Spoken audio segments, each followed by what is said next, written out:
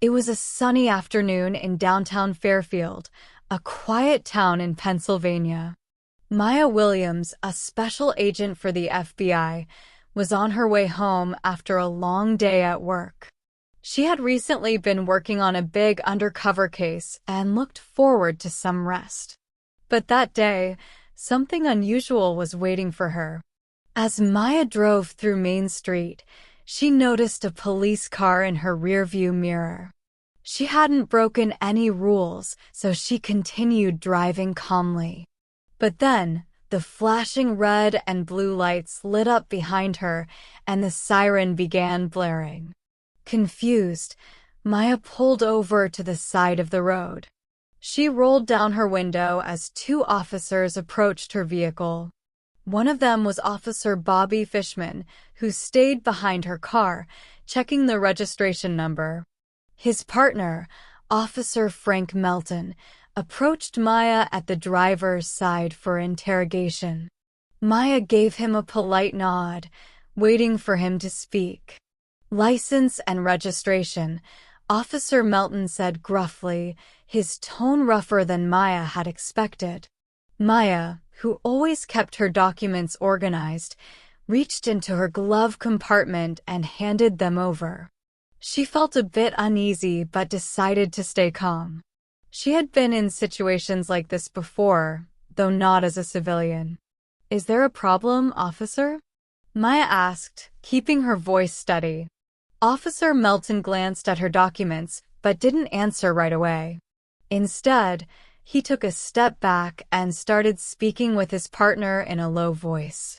Maya watched them through her mirror. She couldn't hear what they were saying, but from their expressions, something seemed off.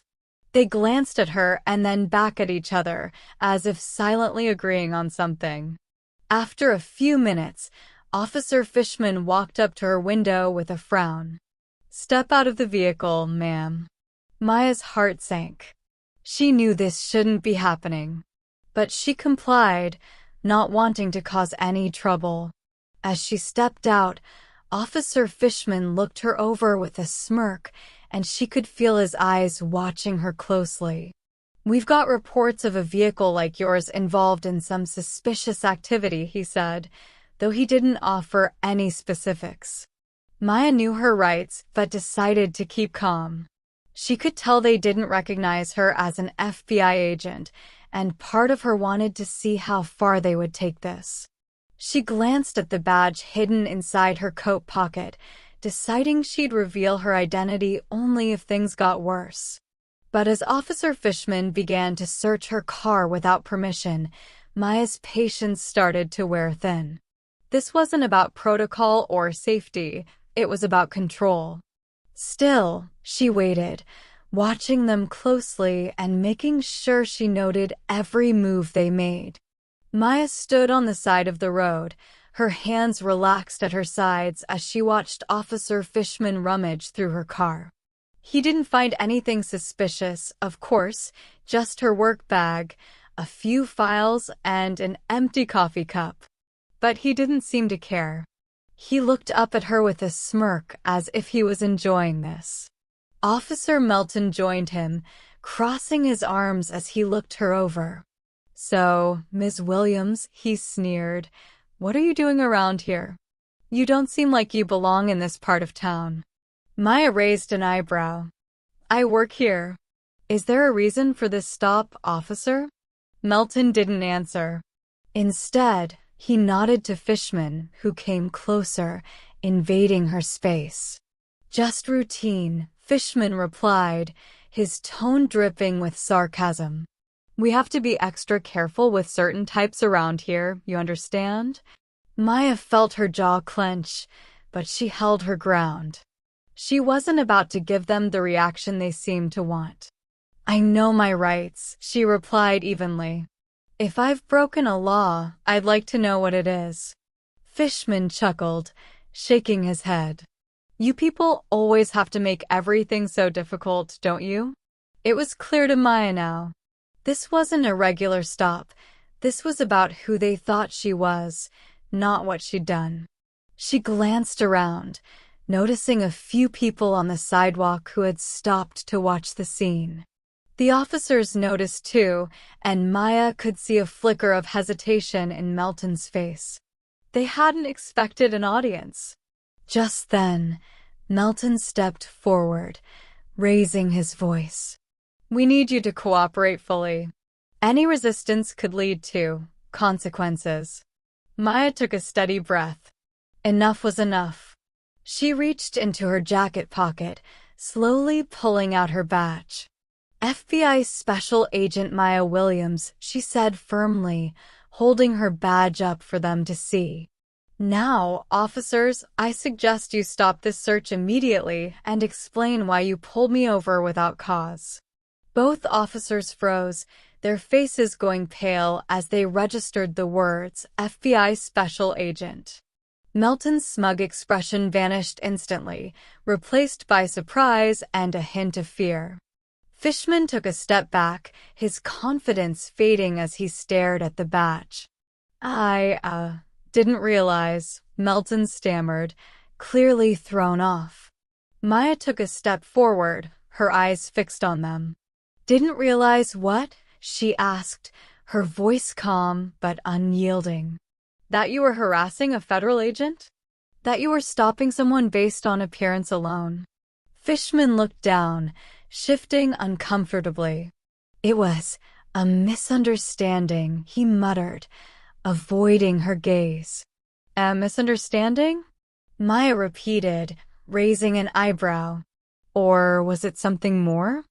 The crowd on the sidewalk had grown, and a few people were recording with their phones. Maya could see the officers becoming more uncomfortable, glancing nervously at the onlookers. She knew this was her moment. "I'll be reporting this incident," Maya continued, her voice carrying a weight that made both officers tense. "Expect a formal investigation into your conduct." Melton tried to regain his composure, but it was clear he was shaken. "There's no need for that, ma'am," he mumbled. We'll let you go." Maya didn't move. She wanted them to feel the weight of their actions. She wanted them to understand that they couldn't simply get away with behavior like this. And as she stood there, her eyes locked on theirs, she could see the regret in their faces. "Apologize," she said quietly. Melton and Fishman glanced at each other, hesitating, but the crowd's silent judgment pushed them to comply. Melton took a step forward. We're sorry for the inconvenience, ma'am," he muttered, his face flushed. Maya nodded, but she wasn't done. "And don't think for a second that this won't reach your department. You'll be hearing from me again." With that, she turned, walking back to her car, leaving the two officers standing in silent humiliation as the crowd murmured and whispered around them. Back at the FBI office the next day, Maya filed an official report about the incident. She knew that standing up for herself wouldn't just be about her, it was for everyone who had faced unjust treatment from people in power. Her supervisor, Agent Delgado, took her report seriously and promised to handle it swiftly. Over the next week, an internal investigation was launched into officers Melton and Fishman. They were called into the station for questioning, and word quickly spread through the department about what had happened. Maya's position and authority added weight to the case, and soon enough, the department could no longer ignore the officers' behavior. The chief of police, a serious man named Charles Porter, called Maya in for a meeting. He was a respected figure in the town, known for his dedication to justice and fairness. Maya sat across from him as he reviewed her report, his expression thoughtful. "Agent Williams," he began, "I want to personally apologize for what happened. This kind of conduct does not represent our values, and I am committed to making things right." Maya nodded. She appreciated the chief's sincerity, but she knew words alone weren't enough. "Thank you, Chief Porter. I believe in second chances, but only if real changes are made. The chief assured her that Melton and Fishman would be disciplined and retrained, and he invited her to oversee a new program on fair treatment and racial bias for the police department. Maya agreed. She wanted to ensure her experience could help prevent others from facing the same mistreatment. Weeks later, Melton and Fishman were formally reprimanded and suspended without pay, sent through intensive training sessions designed to confront and correct bias. They returned to the force humbled, and though they would never admit it out loud, Maya's strength had left a lasting mark on them. Maya's life went on, but she knew this small victory was one step closer to justice for others. Fairfield began to see changes in its police department as her story spread. The community grew stronger, more aware, and more willing to hold their law enforcement accountable. And Maya?